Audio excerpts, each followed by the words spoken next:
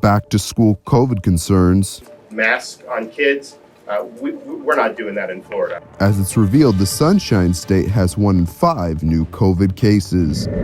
Federal sanctions aimed at Cuba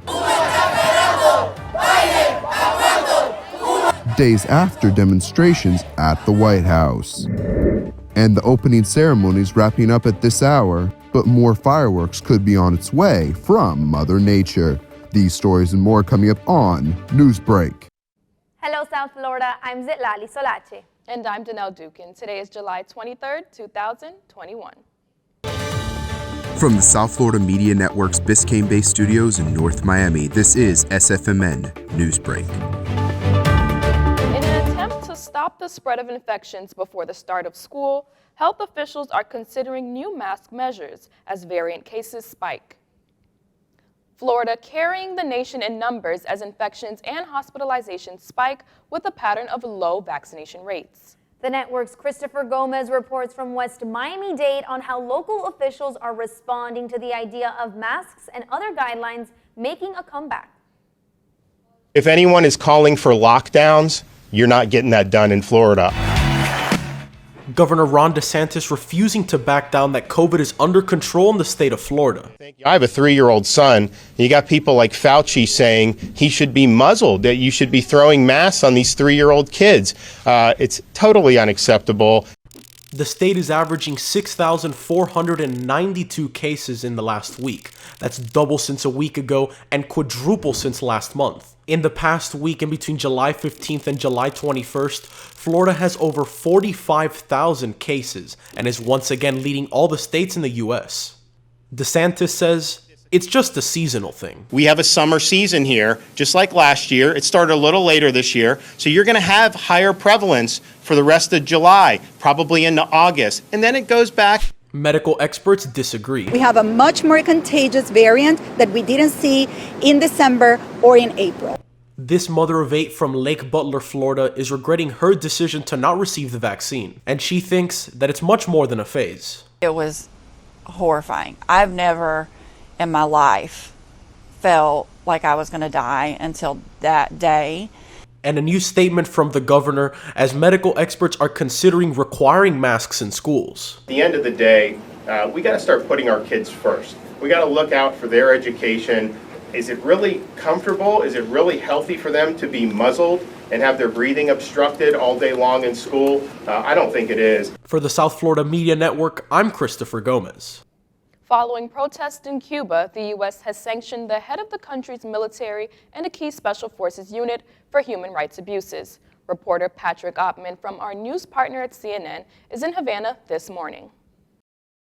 The Biden administration has slapped new sanctions on Cuba, and Cuban officials aren't wasting any time firing back. On Thursday, President Biden announced there would be sanctions on Cuba's defense minister and a special brigade of Cuban troops. These are special forces troops. They dress all in black. They are known as the Black Berets. They are highly trained and highly armed, and the Cuban government has sent them in the streets, something you usually don't see here, to deter protesters from, again, going out and calling for liberty, calling for change, calling for better conditions and less shortages.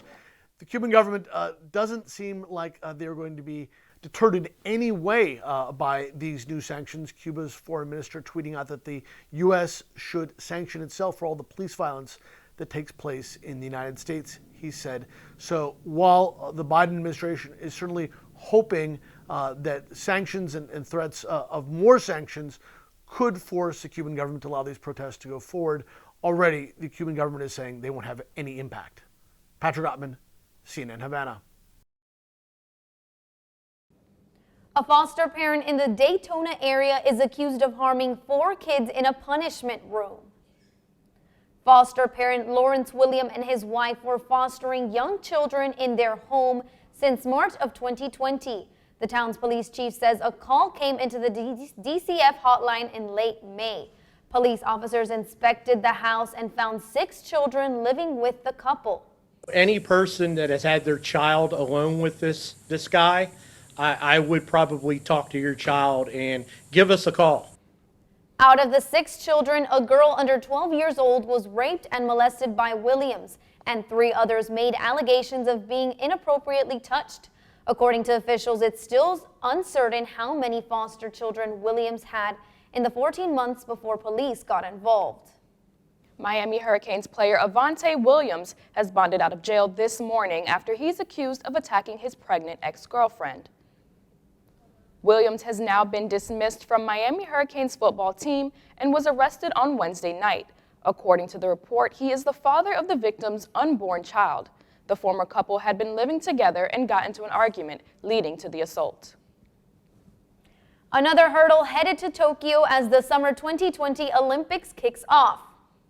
Typhoon Infa has its eye on eastern China trailing through the southern Japanese islands. A tropical threat for northern and central parts of Japan could potentially impact the Olympic Games by early next week. Celebrating with fans on the street, NBA champs are basking in their glory. That's still ahead, and so is the story. Oh my God! I can't wait to see this video! Goals just want to have fun. A girl gets slingshot into the air and collides with a feathered friend. We'll show you the moment of impact when Newsbreak comes back in 2 minutes. The black truck?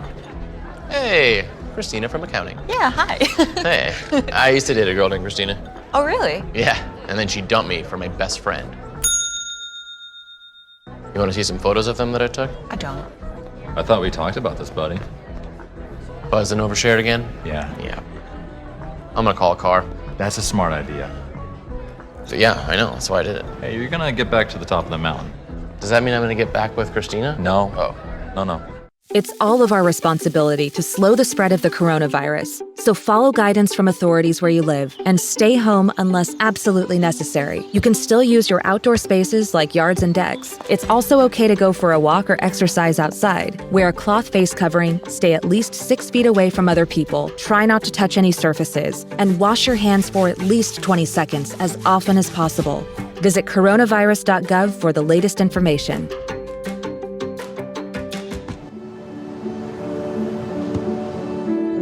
I don't remember how it started. Go to that. Our back and forth. It always came back. Dad! You probably don't remember what you told me, That was perfect. but I heard every word.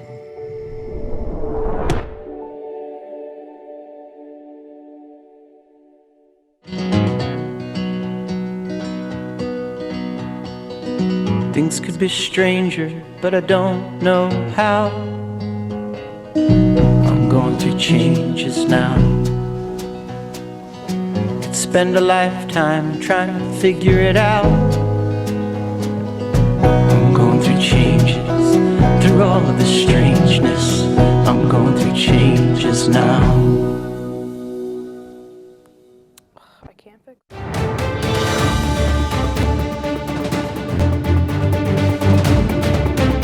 This teenager said see you later after her encounter with a seagull had her in for a ride. A teenager got more of a thrilled ride after an unexpected visit from a seagull. 13-year-old Kylie Hallman and her friend Georgia were celebrating Georgia's birthday at Maury's Pier in Willwood, New Jersey, when a seagull joined the party. Both of the girls were on a slingshot ride when the bird landed on Kylie's neck. It was really light. I only felt its neck rubbing against my neck, and it only left a tiny scratch. Thankfully, both the girl and the seagull were not harmed, and Kylie was still able to enjoy her friend's birthday. The Milwaukee Bucks celebrating their NBA championship with fans as the team takes part in a championship parade in downtown Milwaukee. The Bucks beat the Phoenix Suns Tuesday night to win their first NBA championship in 50 years. Thousands packed the streets to join in on yesterday's parade. That's all the time we have for Newsbreak. I'm Zitlali Solache. And I'm Danelle Dukin. Get more news anytime at sfmn.fiu.edu.